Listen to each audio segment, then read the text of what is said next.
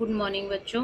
ये देखिए first class की हिंदी, आपका हिंदी का वर्क आ चुका है। और जैसे कि आप जानते हैं कि आज डेट है 22 मई, क्लास फर्स्ट, और चैप्टर है आपका थर्ड जो आज नया स्टार्ट हो रहा है। और जो लास्ट हमने आपको वर्क कराया था, इसकी जो सेकंड चैप्टर था आपके एकता का बल, इसकी मैंने आपको रीडिंग दी थी, एक्सरसाइज दी थी आपको करने के लिए, बुक फिल करने के लिए। और जो आपके रह गए थे शब्दार्थ क्वेश्चन आंसर, वो आपके व्हाट्सएप ग्रुप पर आ ही जाएंगे। ये तो देखिए थर्ड चैप्टर हम स्टार्ट करते हैं, नन्ही मछली। तो ये जो आपका होमवर्क जो रहेगा इस चैप्टर का, वो रहेगा रीडिंग। तो अभी हम थोड़ी सी हमारे आपके साथ मैं रीडिंग करती हूँ, ज़रा ध्यान दें। इस चैप्टर में देखिए एक जो वो है मछली, बेलू मछली, उसके बारे में बताया है कि वो जो नन्ही मछली है, तो अब वो कुछ कह रही है। वो क्या कह रही है? मैं आ गई, मैं तैर सकती हूँ,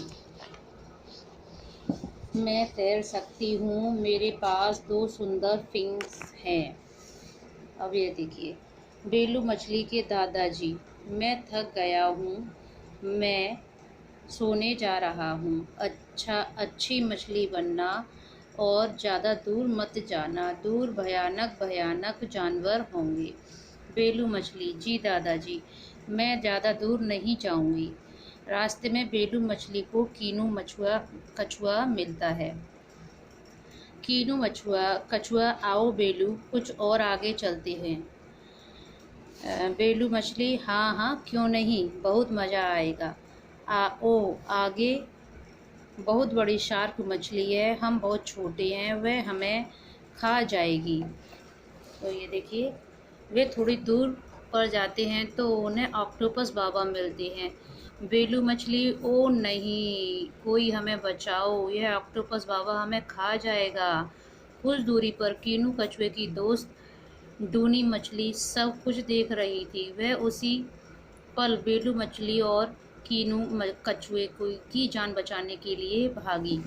और फिर क्या हुआ? कीनू कछुआ, धन्यवाद डूनी, बेलू मछली धन्यवाद, मतलब उन दोनों ने उसका धन्यवाद किया। डीनू मछली ने क्या कहा? तुम दोनों अभी बहुत छोटे हो, तुम्हें ज़्यादा दूर नहीं जाना चाहिए, बड़े जानवर तुम्हें खा जाएंगे। हमेशा बड़ों की बात मानो, और अगर कहीं दूर जाना है तो केवल उन्हीं के साथ जाओ, अपने बड़ों के साथ। बेलू और कीनू, हमें माफ़ कर दो, मतलब दोनों ने माफ़ी मांगी।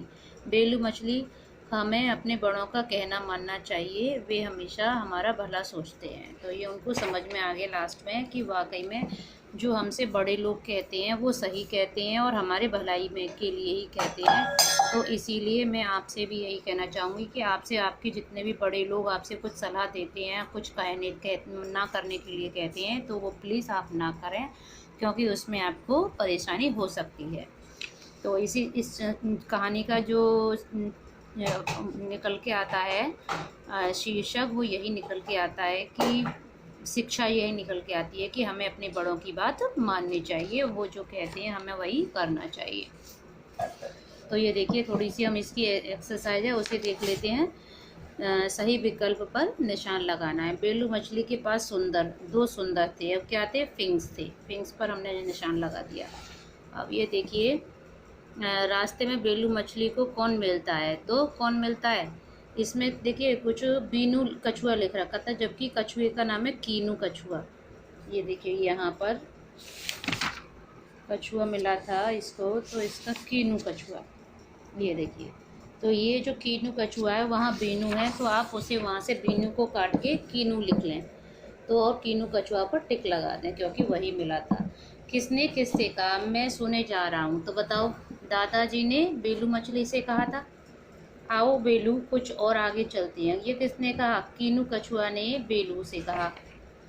फिर धन्यवाद डूनी, अब ये दोनों ने डूनी से कहा, कीनू ने और बेलू ने डूनी से कहा। अब देखिए विलोम शब्द देखिए, आना जाना, दूर पास, सोच असोच, आगे पीछे।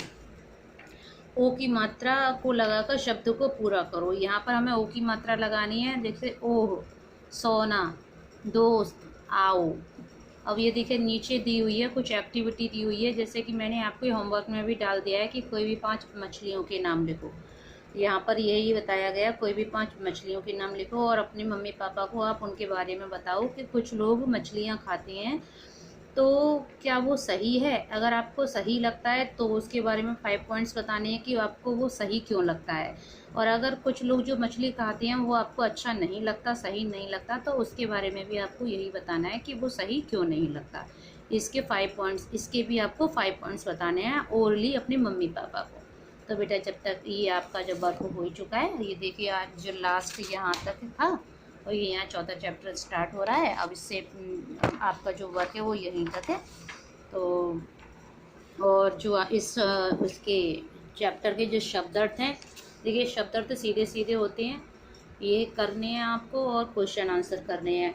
तो ये आपके व्हाट्सएप ग्रुप पर आ जाएगा वर्क, होमवर्क में नोटबुक में करने के लिए शब्दार्थ और क्वेश्चन आंसर। तो आप घर पे नोटबुक में बैठ के करें और जो बुक फिल करने का काम है वो बुक में ही फिल किया करें। और बेटा ये ध्यान रखें कि जब क्वेश्चन आंसर करें तो लाइन स्किप करने का ध्यान रखें कि जैसे क्वेश्चन और आंसर कर लिया तो उसके बाद कम से कम 1 और 2 लाइन स्किप करके ही क्वेश्चन को आगे बढ़ाएं।